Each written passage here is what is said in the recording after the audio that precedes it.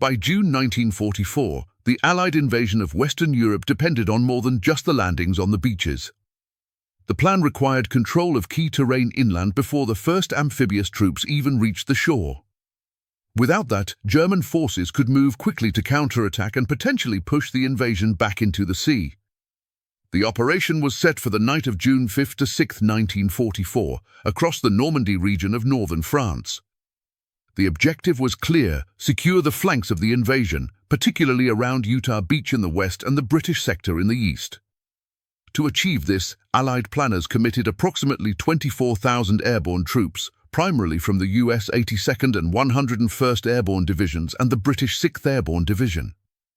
The reasoning was rooted in airborne doctrine developed earlier in the war. By inserting forces behind enemy lines, the Allies aimed to seize bridges, control road networks, and disrupt German command and movement before the main invasion began. These units would operate in isolation, often without heavy equipment, relying on speed, surprise, and decentralized decision-making. If you want more breakdowns like this, make sure to subscribe. This channel focuses on real military history, doctrine, and the decisions that shaped major conflicts. What followed was one of the largest airborne operations in history. The plan depended on precise navigation, synchronized timing, and coordinated execution between air and sea forces. In practice, many of those elements broke down almost immediately. Yet despite those failures, the airborne forces would still play a decisive role in shaping the outcome of D-Day. In early 1944, planning for the airborne phase of the Normandy invasion took place across multiple bases in England. The objective was to isolate the battlefield before the amphibious landings began. German reinforcements, particularly armored units, needed to be delayed or redirected long enough for Allied forces to establish a foothold on the beaches. The operational concept was known as vertical envelopment. Instead of attacking only from the front, Allied forces would strike deep behind German defensive lines. The U.S. airborne divisions were assigned to areas west of Utah Beach, where they would secure key causeways through flooded terrain and prevent German units from moving toward the landing zones. To the east, British airborne forces were tasked with capturing bridges over the Orne River and Caen Canal, including what would later be known as Pegasus Bridge. Execution required precise coordination. Pathfinder teams would be dropped ahead of the main force to mark drop zones using radar beacons known as Eureka, which would guide incoming aircraft equipped with Rebecca receivers. Troop carrier aircraft, primarily CA-47 Skytrains, would fly in tight formations at night, delivering paratroopers and equipment in sequential waves. The risks were well understood. Night navigation over hostile territory was difficult even under ideal conditions. Weather forecasts predicted cloud cover over Normandy. German anti-aircraft defenses were concentrated along expected flight paths. Any disruption to formation flying could result in widespread scattering of troops. Despite these risks, the plan moved forward. Success depended on discipline in the air, coordination between units, and the assumption that most troops would land close enough to their objectives to operate as organized units. That assumption would not hold. Shortly after midnight on June 6, 1944, the airborne assault began. Aircraft carrying American paratroopers approached Normandy from the west, while British forces targeted objectives to the east. Almost immediately, conditions diverged from the plan. Cloud cover forced many pilots to break formation. Navigation errors increased as visual references disappeared. German anti-aircraft fire intensified as aircraft crossed the coastline, further disrupting flight paths. Some pilots accelerated to escape flak, while others took evasive maneuvers, leading to inconsistent drop speeds and altitudes. The result was widespread missed drops. Units that were supposed to land in concentrated zones were scattered across miles of countryside.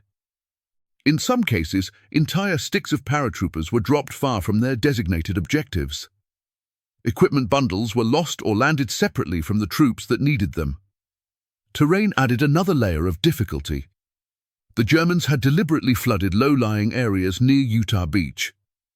Paratroopers landing in these zones often drowned under the weight of their gear. Others became isolated in hedgerow fields, unable to locate their units or establish communication. Command structures broke down within minutes of landing. Officers were separated from their companies, and many units lost radio contact. By standard operational metrics, the airborne insertion had failed to achieve its planned level of coordination. However, the fragmentation created an unexpected effect. Instead of concentrated units moving along predictable routes, German forces encountered small, dispersed groups of paratroopers across a wide area. This created confusion about the scale and direction of the invasion. In the early hours of June 6th, scattered airborne troops began reorganizing into small, ad hoc units. With formal command structures disrupted, initiative shifted to junior officers and non-commissioned officers. Mission-type tactics became essential. Instead of waiting for orders, small groups acted based on the original objectives. West of Utah Beach, elements of the 101st Airborne focused on securing the causeways that connected the inland areas to the beach. These routes were critical for allowing amphibious forces to move off the shoreline.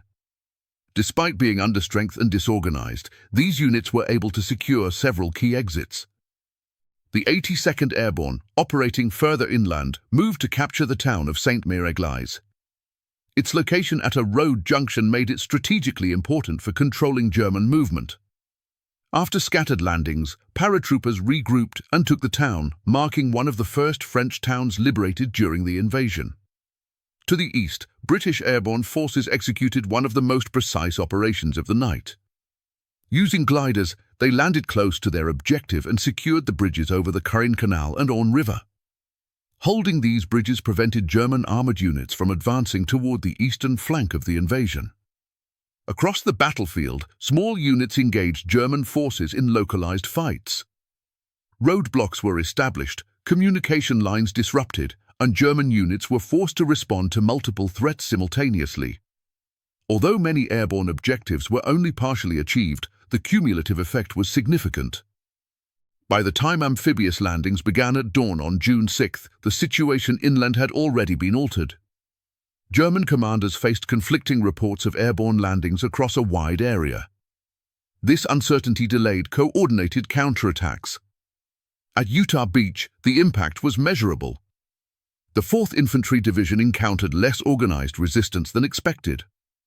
With key causeways secured by airborne forces, troops were able to move inland more quickly. Casualties at Utah were significantly lower compared to other landing zones. German armored divisions, which could have posed a serious threat to the beachhead, were delayed. Disrupted communication, damaged infrastructure, and uncertainty about Allied intention slowed their response. By the time counterattacks were organized, Allied forces had already established a more secure position.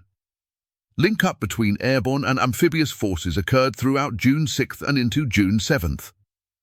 Despite initial disorganization, airborne units continued to hold critical terrain and support the expansion of the beachhead.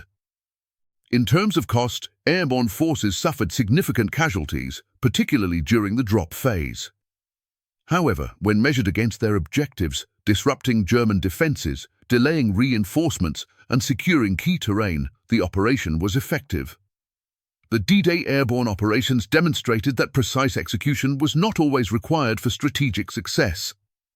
Even with major deviations from the plan, the decentralized actions of small units achieved the broader mission. These events influenced future military doctrine.